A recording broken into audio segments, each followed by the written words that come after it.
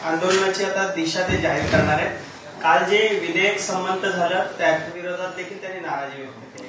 नाही, आता हे बघा, म्हणजे मनोज जरांगे पाटलांनी काय भूमिका घ्यावी हा त्यांचा विषय आहे, परंतु आता कायदा झाला, विधिमंडळाच्या दोन्ही सभागृहानं एकमतानं तो मंजूर केला। पूर्वी कायदा करताना ज्या त्रुटी होत्या, ज्या उणिवा होत्या, त्या पूर्णपणे 100% आपण हा नवीन कायदा करताना दूर केल्या। आणि खात्री आम्ही देतो, शासन म्हणून, सरकार म्हणून, काल माननीय मुख्यमंत्र्यांनी दिलेली आहे, मुख्यमंत्री महोदयांनी, की अजिबात चिंता करण्याचे कारण नाही, कुठल्याही अडचणीमध्ये हा कायदा सापडणार नाही, एवढा परिपूर्ण कायदा आपण केलाय। सर्व विधी तज्ञांचं, निवृत्त न्यायमूर्तींचं, सगळ्यांचं मत घेऊन, त्यामुळे आता मराठा समाजाने संपूर्ण राज्यभर काल या निर्णयाचं स्वागत केले। हे समाजाने हा निर्णय स्वीकारलेला आहे। आता नोकऱ्यांमध्ये आरक्षण मिळालं, शिक्षणामध्ये आरक्षण मिळालं। आता एवढा चांगलं कल्याणकारी निर्णय झाल्यानंतर सुद्धा ठीक आहे ना, त्यांचा विषय सगळे सोयऱ्यांचा आहे ना, सगळे सोयऱ्यांच्या बाबतीत काल सभागृहामध्ये माननीय मुख्यमंत्री महोदयांनी सांगितलं 6 लाख हरकती आल्या। आता 6 लाख हरकती प्राप्त असताना, त्या रेकॉर्डवर असताना, त्याच्या बाबतीत वेगळा काही निर्णय सरकारनं केला आणि तो जर कोर्टानं नाकारला तर आपल्या पायावर आपण कुऱ्हाड मारून घ्यायची का समाजाच्या? त्यामुळं दिलेला शब्द पाळणारे हे मुख्यमंत्री आहेत। शपथ दसरा मेळाव्यामध्ये छत्रपती शिवाजी महाराजांची माननीय मुख्यमंत्री महोदयांनी घेतली। 3 महिन्यात हा निर्णय आपण केला। एवढ्या गतीनं ह्याच्या आधी कधीच काम झालं नव्हतं। संयमाची भूमिका जरांगे पाटलांनी घेतली पाहिजे। विनाकारण आता हे प्रकरण चिघळवण्याचा प्रयत्न त्यांनी करू नये। मराठा समाजाच्या कल्याणाचा निर्णय, हिताचा निर्णय झालेला आहे आणि सगळे सोयऱ्यांच्या बाबतीत सुद्धा ज्या काय हरकती प्राप्त आहेत त्या हरकतींवरती योग्य निर्णय हा योग्य पद्धतीने निश्चितपणाने आपण घेऊ। त्यामुळे अशा पद्धतीची भूमिका जरांगे पाटलांनी घेणं योग्य नाही।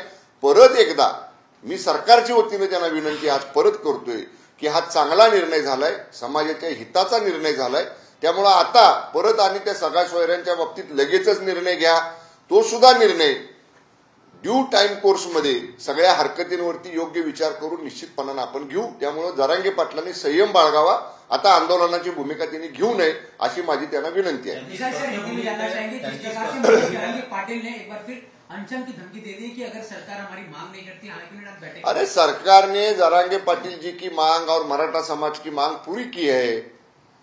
जरांगे पाटिल जी ने जो मराठा आरक्षण का इशू सामने लाया था, जो समाज मराठा समाज ने महाराष्ट्र में लाया था, उसके बारे में फुल प्रूफ कायदा, फुल प्रूफ विधेयक कल असेंबली के दोनों ही हाउस ने एक मत से पारित किया है।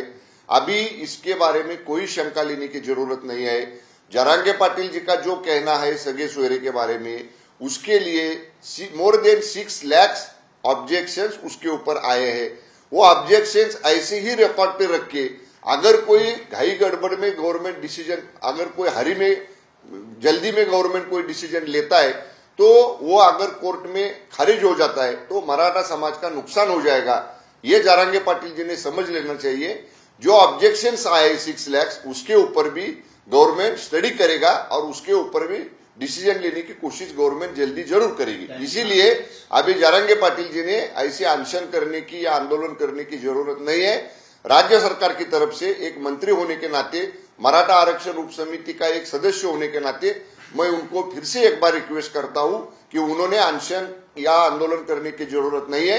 सरकार ने मराठा समाज के हित का निर्णय लिया है। क्या सरकार उनसे संपर्क करे, जिस प्रकार से आज उन्होंने बैठक बुलाई, सरकार जिस तरह से सदन में पास हुआ बिल, सरकार अरे ये तो पब्लिक है ना, अभी जो बिल पास हुआ है वो तो पब्लिकली है। विधानसभा का और विधान परिषद का प्रोसीडिंग्स पब्लिकली है। इसीलिए उन्होंने ये समझ लेना चाहिए, उन्होंने ऐसी कोई आंदोलन की भूमिका नहीं लेनी चाहिए, इतना ही मेरा उनसे कहना है। सर, सरकार ने क्या संपर्क करने की कोशिश की है? जिस तरह से उन्होंने एक तरफ से अल्टीमेटम कह सकते हैं। अल्टीमेटम तो ठीक है, देखिए अभी मराठा समाज ने इसके ऊपर सोचना चाहिए कि इतना जल्दी निर्णय, इतना अच्छा निर्णय, इतना फुल प्रूफ निर्णय गवर्नमेंट करती है, फिर भी अगर कोई कहता है कि मैं जैसा बोलूंगा वैसा ही होना चाहिए और वैसा करने के लिए अगर समाज का नुकसान होता है तो अभी समाज ने इसके ऊपर सोचना चाहिए। हम लोग की मराठा समाज की है, इसीलिए मैं उनसे यही कहता हूं, मराठा समाज के हित का निर्णय गवर्नमेंट ने लिया है और आगे जो भी लेना है वो भी समाज के हित का निर्णय, किसी और समाज को धक्का न पहुंचाए ऐसा डिसीजन हम लोग ने लिया है। आगे भी ऐसा ही डिसीजन हम लोग लेंगे। इसीलिए अभी आंदोलन करने की जरूरत नहीं है। मैं उनसे फिर से एक बार रिक्वेस्ट करता हूं वो आंदोलन न करें। सर, सभी लोगों ने एकमत से प्रस्ताव पास कराया, लेकिन अब जो बात सामने आ रही है, लोग इसकी आलोचना भी कर रहे हैं, चाहे कांग्रेस पार्टी हो, चाहे शिवसेना उद्धव बाला साहब ठाकरे गठ हो। इन लोगों ने बार बार कहा है कि इसको जल्दबाजी में लाया गया है, सुप्रीम कोर्ट की आपत्तियां थी, उसको खारिज किए बिना, उसका उपाय निकाले बिना किया गया, तो खारिज होगा। देखिए, अपोजिशन ने क्या भूमिका लेनी है वो उनका रवैया है। लेकिन हम लोग ने जो शब्द दिया था, हम लोग ने जो छत्रपति शिवाजी महाराज की शपथ ली थी वो हम लोग ने पूरी की है। इसीलिए अभी विरोधक अपोजिशन का काम है आलोचना करना, टीका करना, वो उनका काम करते रहे। उन्होंने अभी देखो, इसके ऊपर हमको पॉलिटिक्स नहीं करना है, लेकिन वो लोग जब थे तभी सुप्रीम कोर्ट में क्यों नहीं टिका ये लॉ? इसके ऊपर अगर डिस्कशन करना है तो हमारी कभी भी तैयारी है इसके ऊपर डिस्कशन करने की। इसीलिए बहुत अच्छा डिसीजन, मराठा समाज के हित का डिसीजन और किसी और समाज को धक्का न पहुंचे ऐसा बहुत अच्छा डिसीजन कल हुआ है। इसीलिए अभी किसी भी पार्टी ने, किसी भी समाज ने, किसी भी लोग ने अभी अनशन या आंदोलन करने की जरूरत नहीं है, ऐसा मैं उनको गव्हर्नमेंट की तरफ से रिक्वेस्ट करता हूं। माझ्या कुठल्याही मागण्या मान्य केलेल्या नाहीत सरकारनं, त्या विरोधात माझं मी आक्रमक आहे असं त्यांचं म्हणणं आहे। त्यांचं म्हणणं त्यांना काय म्हणायचे ते लोकशाहीमध्ये म्हणू शकतात।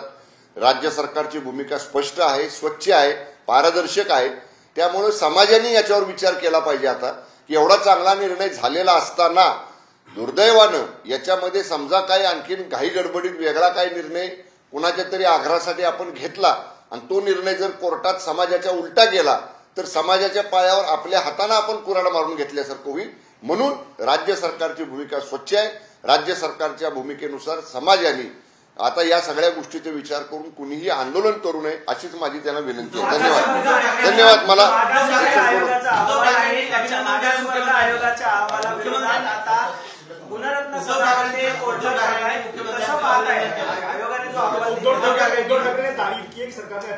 बघा, म्हणजे माननीय उद्धवजी ठाकरे साहेबांनी सुद्धा काल सभागृहामध्ये माननीय उद्धव ठाकरे साहेब हजर होते। विधान परिषदेमध्ये जेव्हा हे बिल मंजूर झालं तेव्हा उबाटा गटाचे नेते माननीय उद्धवजी ठाकरे साहेब हजर होते। त्यांनी सगळं भाषण ऐकलं, त्यांनी तो सगळा ड्राफ्ट वाचलेला आहे। त्यामुळं सरकार योग्य पद्धतीने, हे बघा, चांगल्याला चांगलं म्हणलं पाहिजे, चुकलं तर चुकलं म्हणलं पाहिजे। उद्धवजी ठाकरे साहेब मुख्यमंत्री पदावर राहिलेले आहेत, त्यामुळे त्यांनाही माहिती आहे की कायद्याच्या चौकटीत बसणारं काम आपल्याला करायचे, इतर कुठल्या समाजाला धक्का न पोचणारं काम आपल्याला करायचे। त्यामुळं सरकार योग्य पद्धतीने निर्णय घेते। सरकार मराठा समाजाचं हित तर जपणारच आहे, पण इतर सगळ्या समाजांना कुठेही धक्का पोचणार नाही, त्यांनाही याचा कुठेही अडचण होणार नाही याची पूर्ण दक्षता राज्य सरकारने घेतली आहे। एबीपी माझा, उघडा डोळे बघा नीट।